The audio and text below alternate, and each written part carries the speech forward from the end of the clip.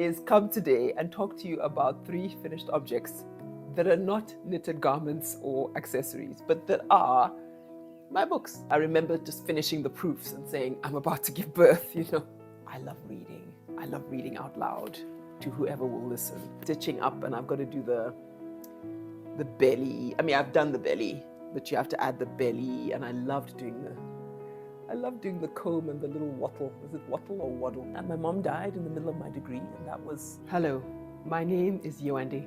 Welcome to Knitting the Blues. It feels as if it's been a while, so I just want to greet you, and if you're someone who's been watching my videos over the past several months, welcome. Thanks for coming back. And if you are brand new and happen to, click on the thumbnail, thank you. Thanks for stopping by, and I hope you like what you find here and stick around. I think I'm going to post this sometime after the new year, so Happy New Year. Happy 2026. I wanted to, this video is actually a kind of a come as you are. It's a knit and chat. But before I get into that, maybe I just reintroduce myself, particularly if there are any new viewers. I live in Johannesburg, and I'm a knitter, and I'm also a writer. I say on my Knit the Blues Instagram page that I'm a writer who knits and a knitter who writes. And there have been a few comments over the past several months, so I am kind of bravely going to do a bit more book content this year. And this would be the first of those. I would love to talk about what I'm reading from time to time. For instance, knew it was nearby. I'm currently reading this incredible book. It's by Ankie Krogh, who is an esteemed, beloved South African writer. And this is her latest novel called Blood's Inner Rhyme, an autobiographical novel. And she's a writer I just adore. And I have several of her books and have read many of them. You might, I think Country of My Skull is one of her most popular, I don't know, and a film was made of that. And yeah, I just love how she writes. This is not meant to be a review, so I'm not going to go too much into this book, but just to say, the book is about, I love it because it's not pure fiction. So you realize that you imagine that some of it is fictionalized. I mean, I think it's Siri Hustvedt who says, how does she put it? Sorry, I'm shaking the bed and my water is causing a rustle. She says, fiction is remembering what never happened. But also there's I can't think of the quote now.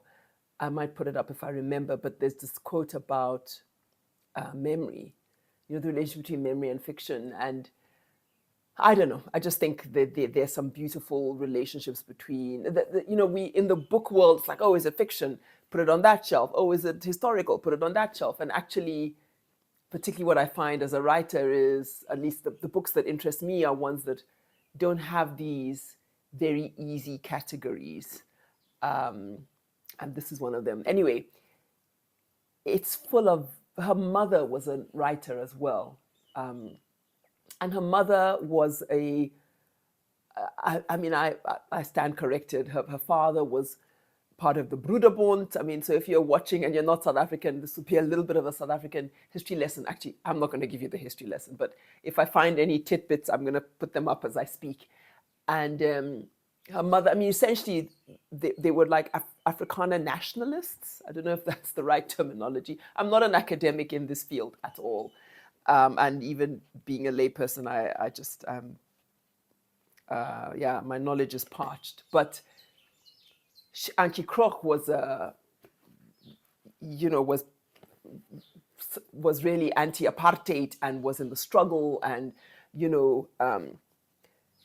really radical. And she came out of this family. And so it's so interesting because she shows that tension between herself and her mother. And she also shows the love and the admiration and the respect. And I just love that because I just think we want easy things. We want that's the criminal and that's the victim and that's the perpetrator and that's the, and I just think more and more sometimes, not always, but sometimes it's a bit more nuanced than that. And there's so much pathos in this book. I don't want to make any spoilers, but my father was a writer, and my father died some years ago now. And so I also find it really moving because her mom is, in parts of the book, her mom is ill and is obviously old and is deteriorating. She's kind of disappearing, disintegrating. And I haven't finished. You see where my bookmark is. So I don't even know if the mom passed on or not. And I won't say anyway because I don't spoil anything. But I just recognize something, and I find it really moving. It's a beautiful book, really beautiful book, and I do recommend it. I said I wouldn't do a review, and I ended up doing one. But really, what I wanted to do is come today and talk to you about 3 finished objects that are not knitted garments or accessories, but that are my books. I have written 3 novels so far. I hope I write more. I do have a manuscript I'm working on. So the three books I'm going to talk about, I wrote them, all before the children. The last one, in fact, came out. I remember just finishing the proofs and saying, I'm about to give birth. So these are my 3 finished objects today. This is not an advert for you to go out and buy my novels. Of course, I want you to buy my novels. Go out and buy my novels in plenitude, read it, and share it with the world. Of course, I want my novels bought and read. But I mean, this is not a promo, so I'm not going to talk about it in any way that might seem promotional. This is meant to just literally share, the books, talk a little bit about when I wrote them. I might read the blurbs if I don't find it too painful. Sometimes it's hard to I'll read the blurbs. I'll read the blurb at the back of the book. If you guys like this, little secret, I love reading. I love reading out loud to whoever will listen. Not only my books, of course. I love reading anything out loud, but I'm not going to inflict that on you today because I don't know what your vibes are. And that's the other thing why I'm not necessarily recommending my books to you. I don't know who you are. And I'll be honest, my books aren't for everybody. They're of a particular flavor. And I was describing Ankie Krok's book that I love. I tend to write the kind of books I like. I like books that have a bit of nuance, that they have some complexity, and they're kind of about human messiness, and they're not tidy. They're not tidy at all. So yeah, it might not be, and I don't know that they're escapist. I'm told these days that that's what people want to read, like escapism, and which is perfectly fine. I understand why we want to escape. Tough world. But I don't think that's my book. So yeah, it sounds like an anti-advert, but it's not. I'm going to speak very lovingly. I'm very proud of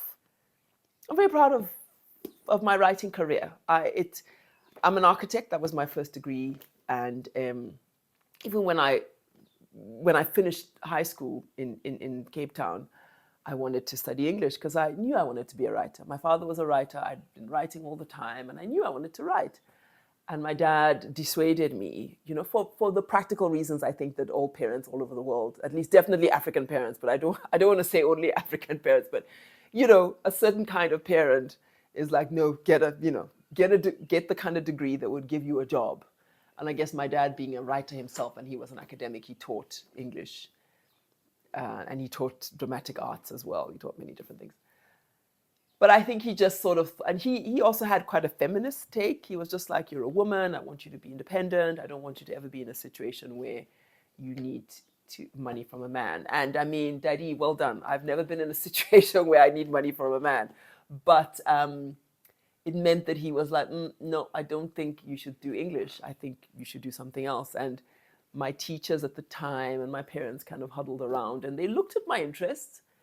They knew I was creative, but I also wasn't terrible at kind of maybe the maths and a little bit technical. And they thought that architecture was a nice combination of the two. My mom, in fact, was an urban designer, so she was in that field anyway. Sorry, I did say this is a knit and chat, so sorry that I'm going to be very chatty. At some point, I'll get to knit. I actually jumped right into this. I didn't even tell you what I'm wearing. Oh, what a mess. What I'm wearing. I'm wearing the Tolster tee, and I'm wearing my Order of Garter sweater that I love so much in this absolutely gorgeous red. and when I get to doing any knitting, if at all, I am busy finishing up my children's emotional support chickens. This has been an absolute delight to make. So now I'm just stitching up, and I've got to do the belly. I mean, I've done the belly, but you have to add the belly, and I loved doing the comb and the little wattle. Is it wattle or waddle? The waddle. It's just so sweet. They want eyes on theirs, but I would have loved not to do any eyes. But they want eyes. I'll sew in eyes with a little bit of black mohair that I have. So that's one. Where's the other one? Oh, where did I put him? Am I sitting? Oh, here he is, right in my lap. Or she. I guess these are she's. There's the other one. Sweet. It was wonderful making this, and the kids chose the colors as we went through. And that was quite a nice kind of experience. So I'm not doing it just yet because I'm talking and I want to engage, but I will get to this if we talk for long enough. I hope you're working on something, and I hope you're somewhere cozy as you listen. Okay, gosh, I do go off topic. But what I was trying to say was I studied architecture. And my mom died in the middle of my degree, and that was difficult, to say the least. But I finished the degree, and I finished it in her honor. I remember sort of creating that. I did because I wanted to stop. I wanted to quit instantly. I got some guidance, and I was advised, like, what if you do it in her honor? And that really flipped things for me. And then, I was already now maybe in my second job. I think I would have been 25 or 6. And I just kind of saw my life, and I just thought, this isn't what I wanted to do. Anyway, I went and I found the degree, and I did my master's part-time. And I could afford it because I had this job and I could pay for it. Or I think I used my credit card to pay for it, or something dramatic. And this is the book that I wrote. This is my master's degree. So this was my first novel. And it came out in 2011. I was 31. And it's called Bomboy. So there have been many covers since then. I mean, this book, so we're in 2026, 2011, right? So 15 years. I'm so proud of this book. I'm proud that I could write it. I'm proud that it has had many incarnations. This is the American cover. But there's also a new South African cover, and it was just bought by German publishers. Oh man, I'm going to put the picture because I don't have it to hand. Translated into German, and like over a decade, it's still kind of going. I know it's read in some universities, at least in South Africa. It was a real, I kind of clawed my way into writing. I did it part-time because I could, of course, not afford to not work. And that was Bomboy. What is it? Let me read the back. So the back says, Leke is a troubled young man living in the suburbs of Cape Town. He developed strange habits of stalking people, stealing small objects, and going from doctor to doctor in search of companionship rather than cure. Through a series of letters written to him by his Nigerian father, whom he has never met, Leke learns about a family curse, a curse which his father had unsuccessfully tried to remove. Bomboy is a well-crafted, giving myself some praise there.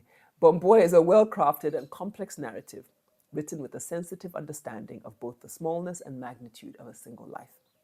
So yeah, and it's really, look how young I look there. I feel that's my little author photo. I was a baby. I loved this cover so much. And one of the reasons I loved it, so it was published by Mojaji Books, the first version. Obviously, other publishers have published it. There's a Nigerian version. But we were designing the cover, and Colleen, who was awesome and was my publisher for this book, she let me, and as an architect, on all the book covers, I've always tried to bring my architectural eye to the design of the covers. And this one, I absolutely had an image. So when they started drawing the covers, and she was hiring this very talented cartoonist, this illustrator, I'm looking for the name. It was so long ago that the name escapes me, but I remember when she told me she would hire this person. It would be here. Cover artwork by Jessie Breitenbach, that's the name. So when she hired Jessie, or commissioned Jessie to do the cover, I remember saying the image I have, because it's about this troubled young man, Leke.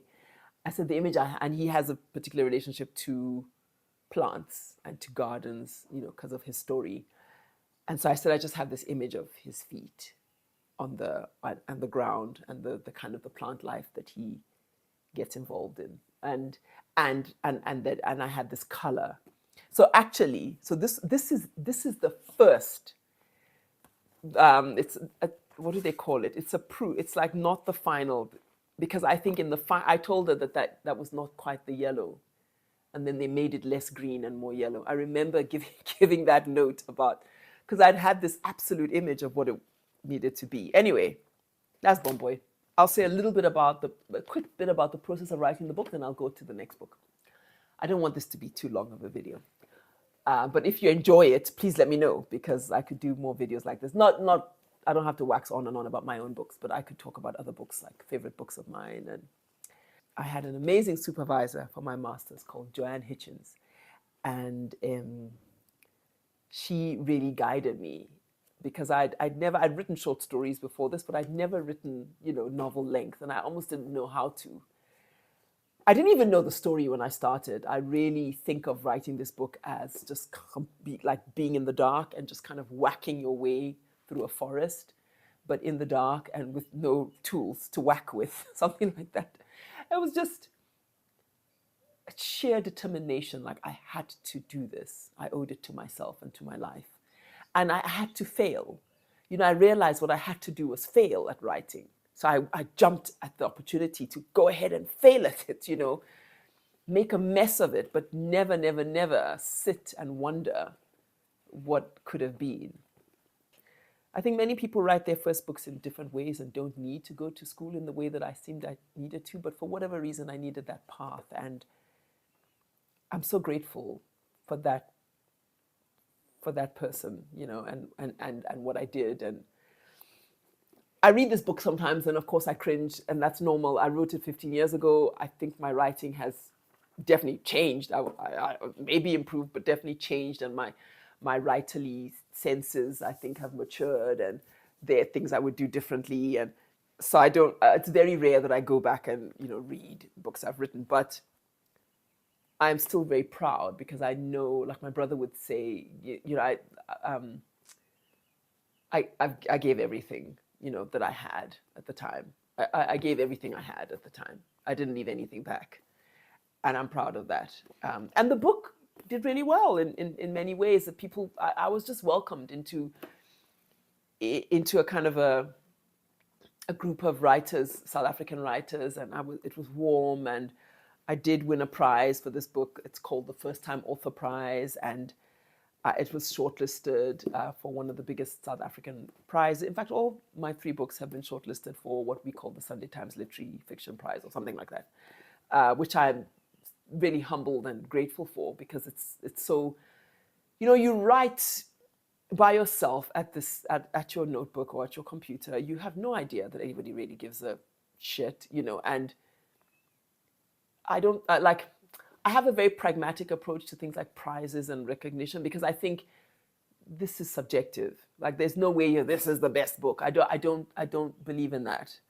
I think prizes are political, and I think that there's a zeitgeist. Sometimes a certain topic is what is, and I think I would never do it because I'd like the money, but I do have a lot of respect for the few writers in history who have turned down the Nobel Prize or things like that, because or turned down really big prizes because they're like, nah, it's not. Yeah, I don't like. It just doesn't. It doesn't make sense to judge. I don't think I would ever be. Yeah, I need the money, so I'm not turning down any prizes. But something that prizes do, I think we need lots of them. That's what I always say. Like, we need more prizes, not less, so that more and different writers can get acknowledged in more and different ways. Like diversity in prizes, and I think it's just so gratifying, which is why I always, even if I've been shortlisted for something and I don't win and someone else wins, I mean, I can still share in a kind of a glory, because I know what it's like to sit and write and not really know what the heck, and then to get that kind of recognition is so heartening and gratifying, you know. So I love that for the writing community, that they exist at all. Of course, I love it when I win something or when I'm recognized, but I also just love it in general because I think it's an important feature, I think, in the landscape. There are many other features, but prizes and the different forms of recognition are one of them. Okay, I have waxed on lyrical, but that's Bob Boy. This was another version of it, and I'll put other pictures. I love, yeah, I don't know. I love image, of course, and I love design. So I love the covers. I mean, this is the American one. It's really lovely. I don't think I had much to do with this one, but it's, you know, Leke steals things and picks things up, and it's these little images and all very relevant to the story. Yeah. Oh, this has a slightly different. Oh, let's read this. It has a slightly different blurb. Leke, a young man adopted at birth, leads an isolated life in Cape Town. His struggles to belong cause him to seek unusual connections.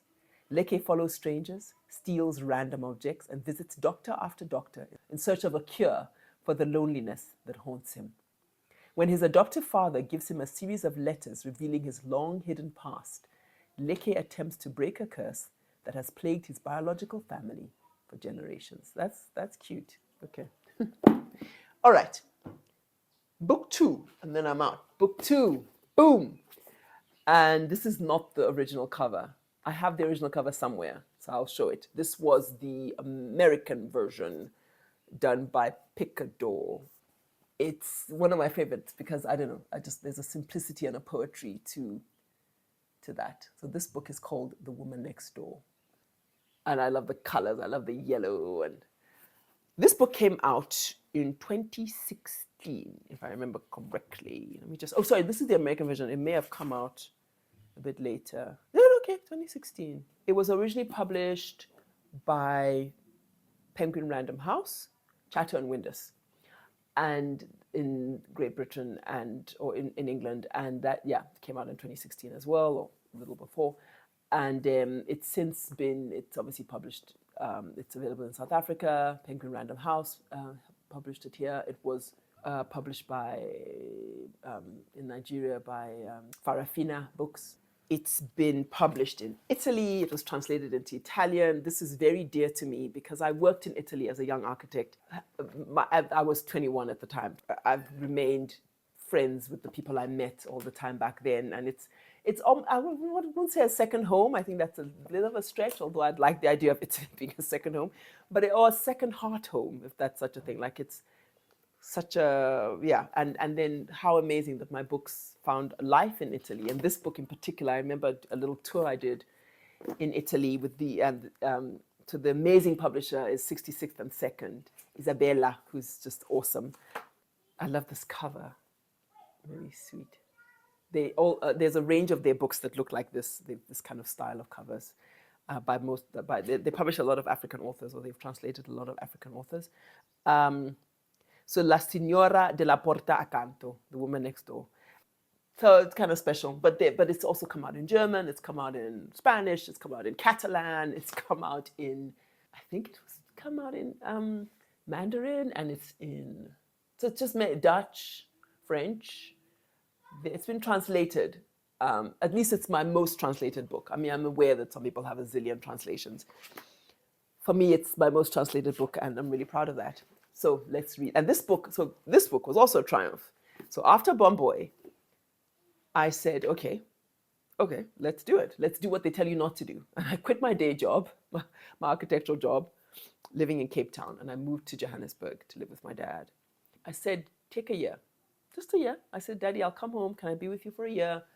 He was only happy to welcome me back into his home. He'd actually remarried around that time, so it was interesting, but it was fine. And and then I got to work on this, and I can see myself sitting in the little desk at my dad's home, working on this book. And in many ways, I would say it's my most commercially successful book. I always think the best book is the one I'm working on. So I wouldn't say it's my best book. I feel like the one I'm working on now, as hard as it is and as long as it's taking to come out into the world, feels like the most interesting and the most like has the most charge for me because I push myself in terms of what I'm trying to talk about through my writing. But this was a triumph. So let's look at what they say it's about. Okay, so let's look at this. So it says, Hortensia James and Marian Agostino are neighbors. One is black, the other white. Both are successful women with impressive careers.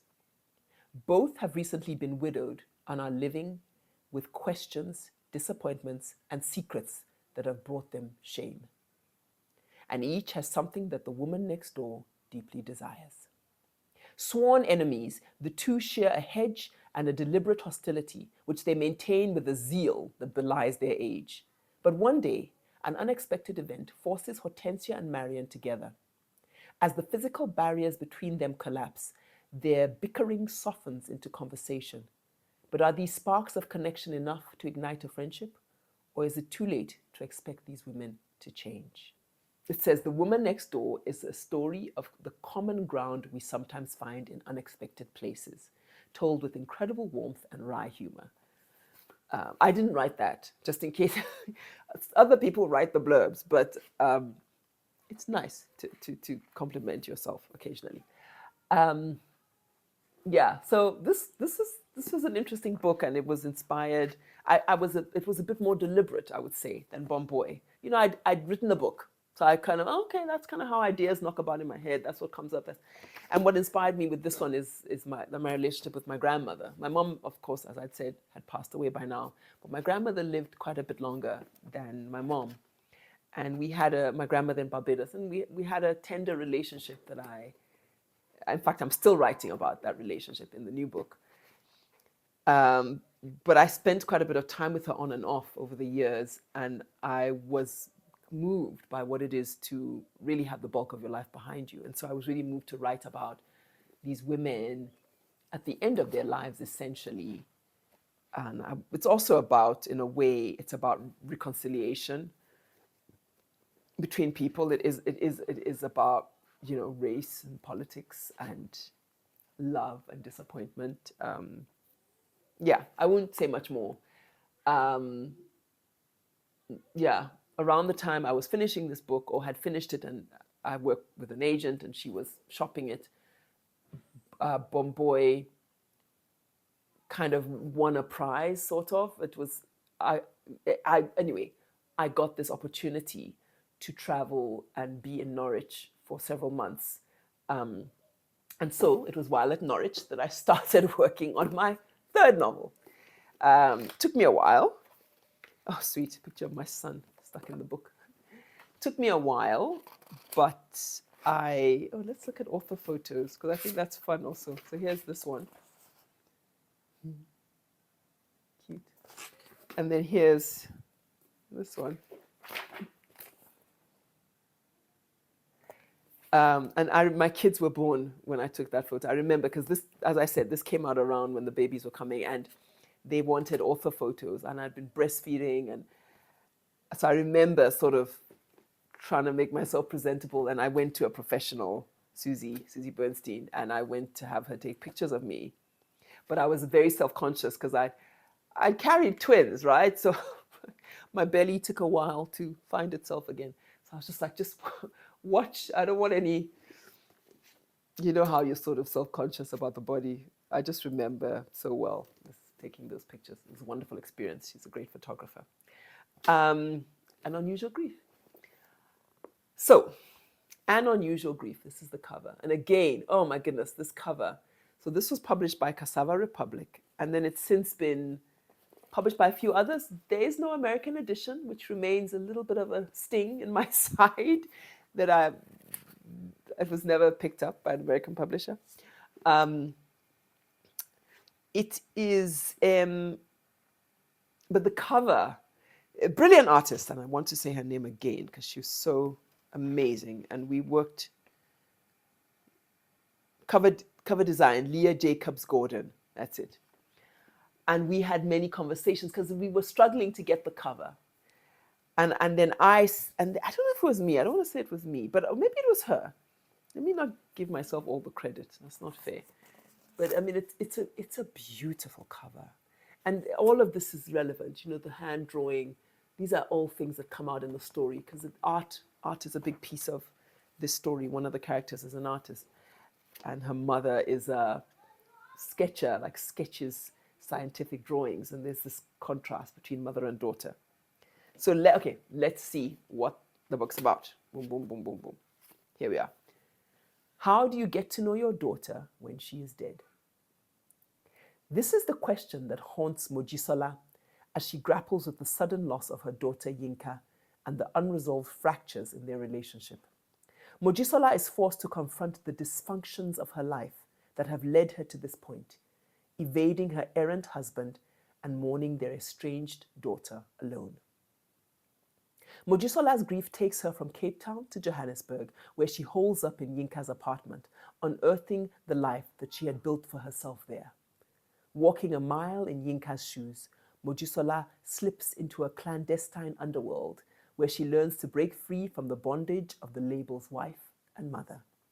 In this new world of feline companionship, reignited talents and unlikely friendships, including with Yinka's acerbic landlady Zelda, Mojisola's understanding of life and her place within it is built anew. And then the nice thing they say at the end of blurbs, a bold and unflinching tale of one woman's unconventional approach to life and loss. It's like third time around. And this was a real journey, this book, like trying to write it and getting it wrong. And I remember weeping on my couch with, like, I'd have to shed pages and pages of text because like it wasn't going to work, and finding the story and finding it again and losing the story and finding it again. And that is, I don't write, that is my writing process. It's not, you know, I'm not one of those writers, I write up my chapter outline and jump. I do, and I think that's because I work a lot with, I mean, you've seen me with my tarot cards, but I do work, it comes a lot from the unconscious, right? The subconscious. And I think things bubble up and then you like, oh, okay, let me take that and see what I can do with that. And, oh, what's that? Let me take that. And so what you're left with is an absolute tangle because of course it comes up in a language I don't really speak and I have to decipher it. And it's like a puzzle you're piecing together throughout the process. I take quite a bit of time. I would say on average, I was taking 5 years. I think this new book is taking me even longer. But this, yeah, I don't know, it's just meaningful for me because it was a different kind of, I think by this stage, I had this year-long fellowship, you apply for it and you get awarded the fellowship. I think 3 writers get awarded the fellowship. It's a fellowship for African authors.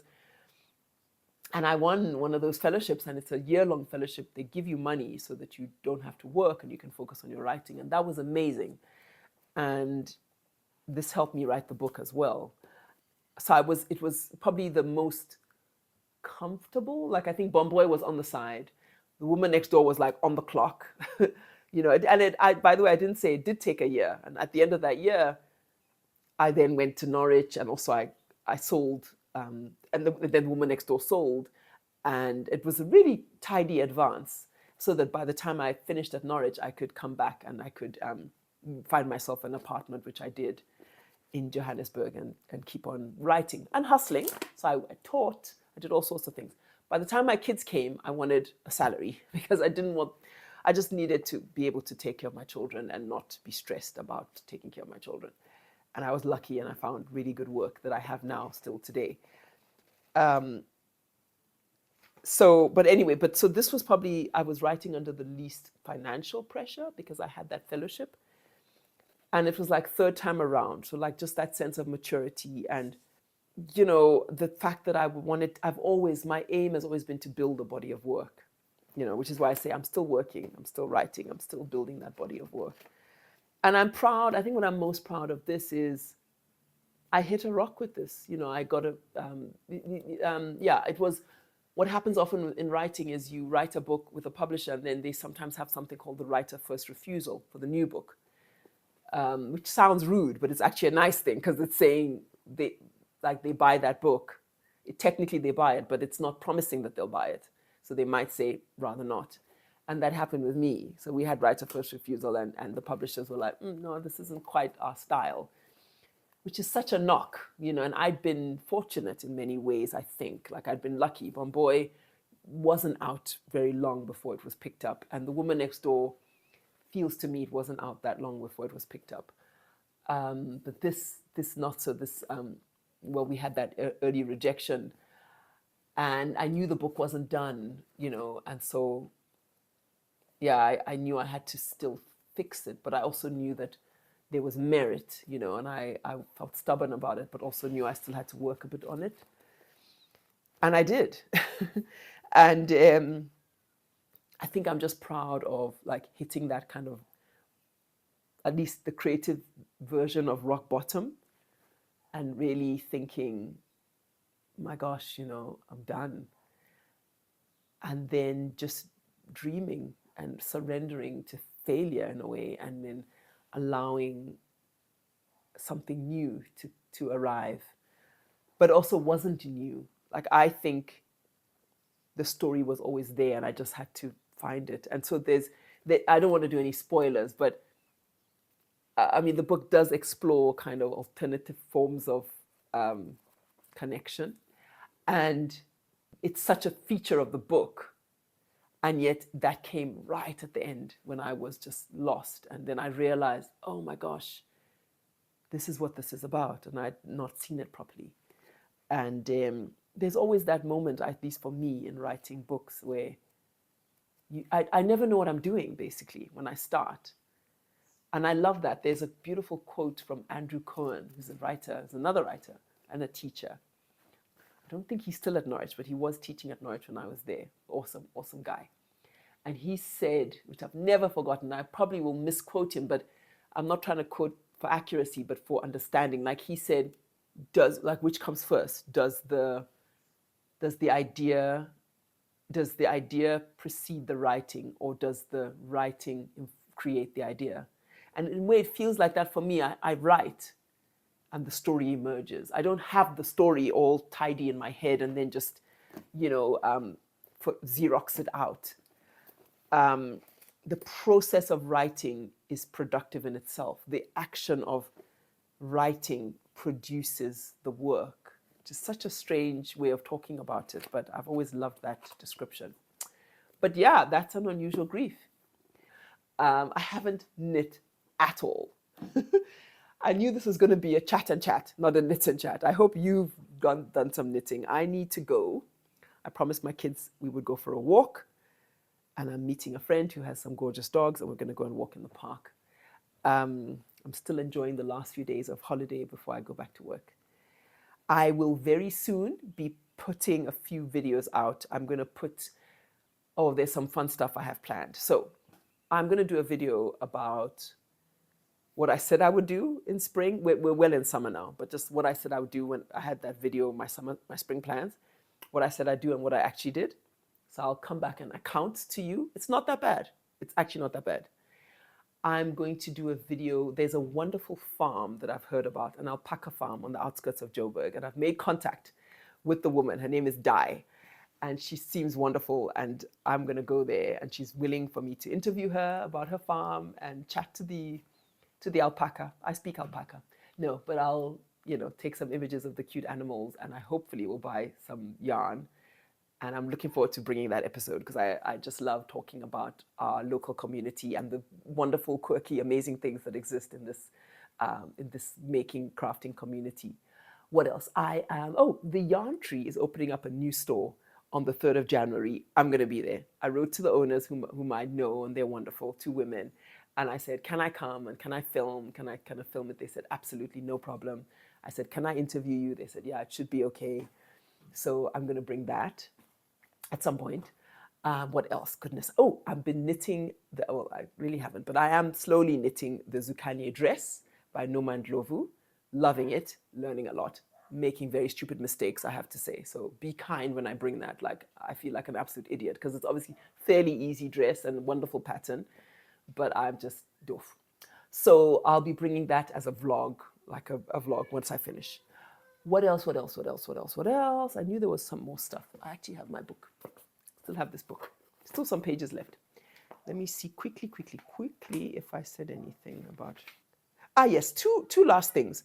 I would love to do, and somebody wrote to me on Instagram and asked about that. I would love to do something on color therapy, but particularly blue, because that's how we roll here at Knitting the Blues. Like, I'd love to meet somebody who would be willing to come on the show and talk about the color blue and what it means and the different, I don't know, the spiritual, the emotional, the psychological. So I'm looking. If you are that person, send me word. I do think you ought to be in Joburg. I love in-person interviews. I just think we've had it. It's too much is online. I mean, this is online, for crying out loud. Some things need to be in person. And then, oh yes, I did the 36 questions. It was an experiment. You know, I believe in playing. I think you got to play. If you're not going to play, you know, I don't know, what's the point? So that was an experiment. I think some people had different opinions about it. It was fun. I enjoyed playing. And we only got through 12 of the 36. So there are another 24. However, so I think it's two more live streams doing that. But I wondered, wouldn't it be interesting if I had a partner?